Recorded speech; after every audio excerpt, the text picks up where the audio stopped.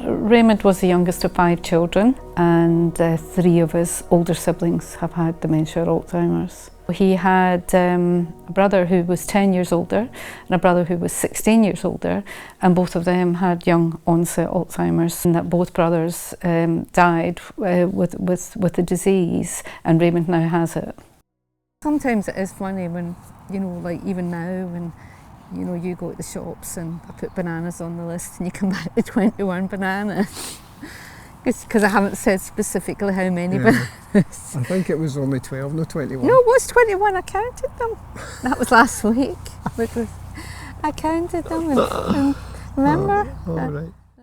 It was a pretty devastating blow for Raymond to be diagnosed with an illness that he'd seen up close twice before. So yeah, pretty challenging. For Raymond it was a shock. But for me, there was a sense of relief, like when we got diagnosed, like we might now get help. We maybe now can start to really seriously think about getting on a clinical trial. But what was quite devastating was when we met the consultant, it was obvious we weren't going to get any ongoing support. And it was also obvious that that he wasn't going to introduce us to any clinical trials. It was just a bitter blow because it's basically you're on your own. It sounds a bit daft, but you fall in love with what this is. You get so much freedom when you're on the bike, and that's why we're going to the Pyrenees to try and conquer some more of these big hills that they do. Yeah, we're looking forward to that. It's going to be soon.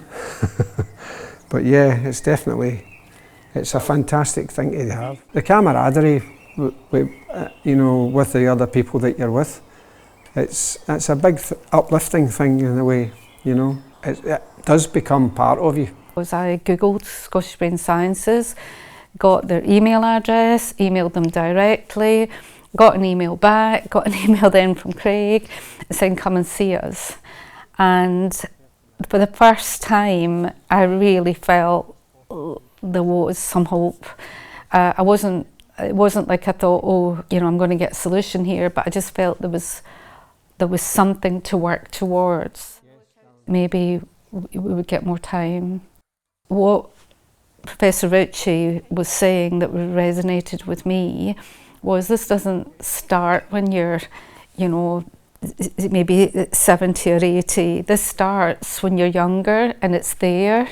And he talked to me about, I'll never forget this, he talked to me about instead of doing this and just assuming that people are going to decline, it's just to keep it, you know, to change the shape of the curve. And right away I was like, well, what can we do? What can we do to try and get on a clinical trial? What I call meaningful clinical trials are the ones that are early stage, i.e. the early stage of the illness.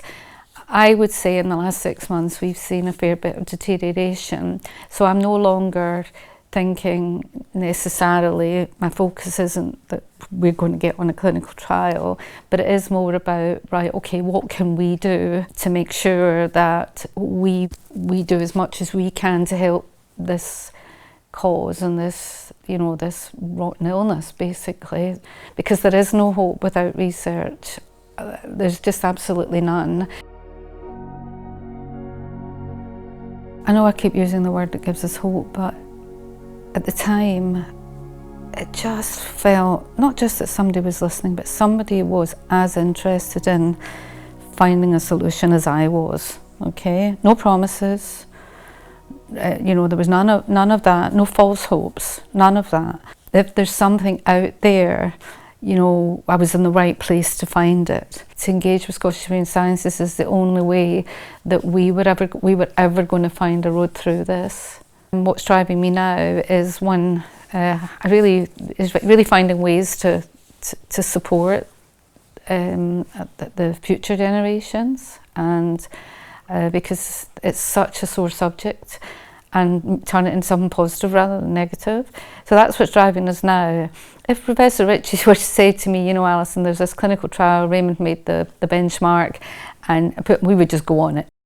That was the thing that struck me. Oh my God, that, you know, he's got lovely eyes, but then he's also a really kind person. I did wonder how I could get to speak to her right enough.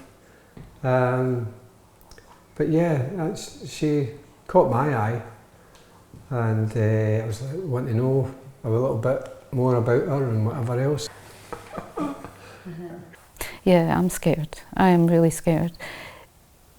We have been together since we were young, and we're completely different. And, you know, I've had a good career, but when I look back, it's Raymond that's given me the confidence to, you know, go and do some of the things I've done, because he's always made me feel, you know, like so capable. I am scared because I miss him already, and I'd like to go back and just do one more dinner where the two of us were our old selves, and one more holiday where it was just a normal family holiday. But that's gone, and there is no doubt with this kind of illness, you're grieving the person that you had, but they're still here, and that's and I feel sad for him. That's really, really, really hard when you feel sad for the life that he should be having, because he's just the most gentle, kind person. What is it? I'm disconnecting. Are you connecting? Mm-hmm. Plugging in. Plugging in. What you trying to get some of my energy? Plugging in. Plugging in, plugging That's in. a new thing. I'm going to use that all the time now. You're plugging in? Yeah. What are you doing? I'm just plugging in. Oh dear. Can you make it up? Can you?